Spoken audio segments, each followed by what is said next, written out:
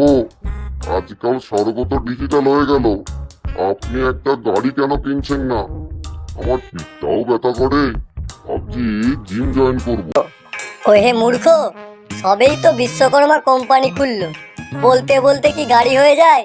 কোথা না বলে তাড়াতাড়ি চল দেখি, ওদিকে ভীষণ ঝামেলা হচ্ছে। হ্যাঁ প্রভু।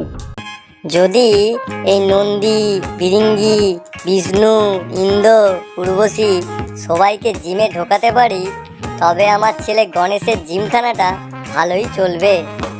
পরবর্তীতে গণেশটা ফ্যামিলি বিজনেস করবে। সারাদিন তো খেয়ে খেয়ে ওই বাচ্চা ইঁদুরটার পিঠে ঘোরে। যাক বাবা, ছেলেটাকে সেটেল করলে শান্তি। আহ, কি মজা! এমনি এমনি তো আর আমাকে সবাই দেবাদিদেব বলে না, আমার বুদ্ধি অসীম। যাই হোক, নন্দী শিবকে নিয়ে আপন তালে চলল। একসময় চিত্রগুপ্তের অফিসের সামনে এসে হাজির হলো।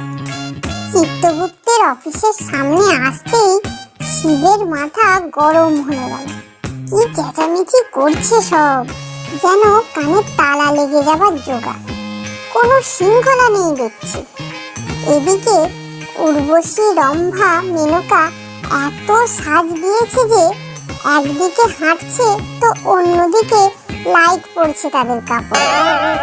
শিব রেগে গিয়ে নন্দীকে বলল, ওদের সাবধান করে দে, অন্যতা আমি এমন অভিশাপ দেবো সবাইকে যে কাল পেতনি কাল বুচির মতো ফটো আসবে সবার।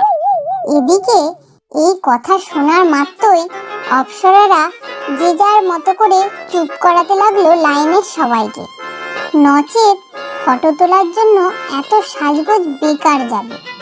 যাই হোক, শিব সব লাইন পার করে চিত্রগুপ্তের অফিসের দিকে এলো। সেখানে তো আর এক কাণ্ড, শিবের সাপটিকে ভেতরে নিয়ে যাওয়া যাবে না। ও বেটা বড্ড উৎপাত করে, তাই তো ওর প্রবেশ নিষেধ করেছে অথরিটি। এদিকে সাপটা তো এই কথা শোনা মাত্রই এমন কান্না জুড়ে দিল, মনে হয় বন্যা হয়ে যাবে। যাই হোক, ভেতরে গিয়ে দেখলো ইন্দ্র, ব্রহ্মা, চিত্রগুপ্ত ভীষণ চিন্তায় মগ্ন। শিব যেতেই সকলে মনে হলো একটু শান্তি পেল। তা কি সমস্যা চিত্রগুপ্ত, আমাকে এত তলব করে আনলে? কি আর বলবো প্রভু, একটা সমস্যা হলে না বলা যায়, এখানে তো সমস্যার শেষ নেই। আচ্ছা বলো এক এক করে। প্রভু, পশুর কমিউনিটি ধর্নাতে বসেছে। ওরা বলছে ওদের দাবি না মানলে ওরা নাকি অনশন করবে, সব রাস্তাঘাট নোংরা করবে। তা এই ব্যাপার, তো তোমাদের মা জননী দুর্গাকে পাঠালি তো হতো, ওদের জন্য তোমাদের মা জননী একাই যথেষ্ট। বলেছিলাম মা জননীকে, উনি সাফ সাফ মানা করে দিয়েছেন। উনি নাকি সবে সবে বিউটিশিয়ানদের দিয়ে চুলে স্পা করেছেন, ম্যানিকিওর করেছেন, আর কিছুদিনের মধ্যেই নাকি বাপের বাড়ি যাবেন। অনেক প্যাকিং আছে, তাই উনি এখন ওষুধদের সাথে লড়াই করতে পারবেন না। তা বললে হয়, দেবীও পারে দেখছি মজা করতে। যাই হোক, নারদকে পাঠাতে পারতে তো তোমরা।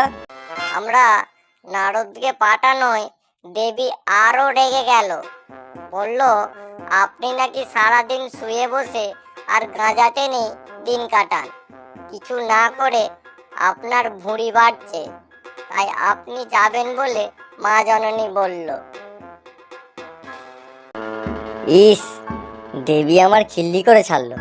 কেন যে সকালে ঝগড়া করলাম, ভাগ্যিস সাপটা বাইরে, নচেত বেটা সারাক্ষণ কানের কাছে ভব করতো এটা শুনে। হয়েছে হয়েছে, বল কি সমস্যা অসুর মহলে? প্রভু, কি বলি, সবার একটি করে আইডি কার্ড হবে, আর রাবণটা জেদ ধরেছে ওর নাকি 10টা মাথা, তাই 10টা কার্ড লাগবে। এদিকে ক্যামেরাটাও ছোট, একসাথে এত মাথা আসবে না। কি করা যায় বলুন প্রভু? ও বললেই 10টা বানিয়ে দিতে হবে নাকি? প্রভু, শুধু এটাই নয়, উর্বশীরা একজন 5টি করে ফটো তুলে তারপর একটি করে সিলেক্ট করছে। এদিকে আপনার ছেলে কার্তিক, প্রভু ফটোশপ শিখতে গিয়ে নাকি কিছুই শেখেনি। আবার ওই অসুরগুলো ওই চাল চুলোহীন হয়ে ফটো তুলছে। কি আর বলবো প্রভু। ইস, কার্তিকটা আমার মতো দেখতে সুন্দর হলো, কিন্তু একেবারে মাথা মোটা। যাই হোক, রাবণকে বল ওর একটাই ছবি হবে। 10টা আইডি কি ও 10টা মাথায় ঝোলাবে? প্রভু, ব্যাপারটা এতটা সহজ নয়। ওই রাবণটা অসুর মহলের সাথে হাত মিলিয়ে কি ওই ফ্যান বুক না ট্যান বুক কি পেজ খুলেছে। আবার সবাইকে দিয়ে রোটাচ্ছে যে রাবণের নাকি মানহানি হচ্ছে।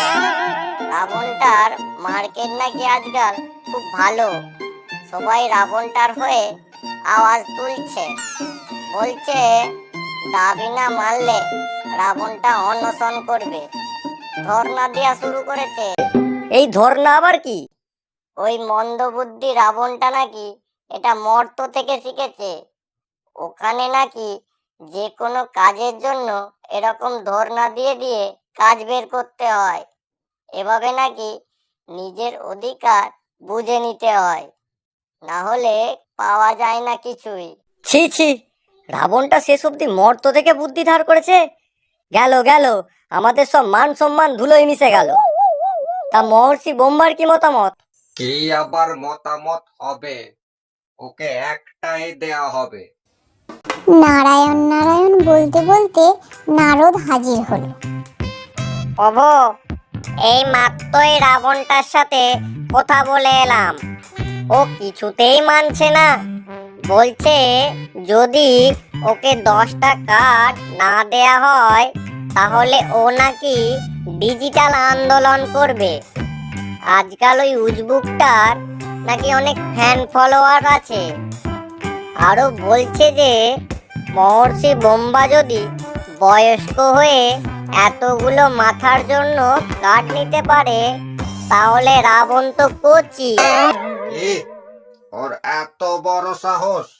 আচ্ছা আচ্ছা মহর্ষি, দেখছি কি করা যায়। রাবণকে ডাকার ব্যবস্থা করা হোক। জি আজ্ঞে দেবাদিদেব, এক্ষুনি বলছি। রাবণ সবাই উপস্থিত হলো। সবাই রাগান্বিত চোখে রাবণকে দেখছে।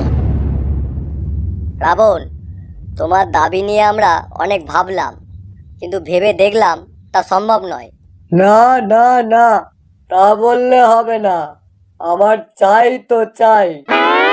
শিব দেখলো এই উজবুকটা এমনি এমনি মানবে না, ফোন দিয়ে আটকাতে হবে। দেখ রাবণ, 10টা মাথার ফটো নিয়ে কিছু হবে না, বরং একটা ফটোতে যে কয়টা মাথা আসে ওটি নে। আজকাল এরকম 10টা মাথা নিয়ে কে ঘোরে? ওসব ব্যাকডেটেড হয়ে গিয়েছে, স্বর্গ ডিজিটাল হচ্ছে। সবাই আহম্মক বলবে তোকে, মর্তের মানুষ জাতি ধর্ম করবে। তাই তোকে বর দিলাম, তোর ফটো সবচেয়ে ভালো আসবে। রাবণ মনে মনে চিন্তা করলো ব্যাপারটা ঠিকই। এরপর রাবণ সুন্দর করে সেজে এসে ফটো তুলল। এভাবেই হয়ে গেল রাবণের আধার কার্ড।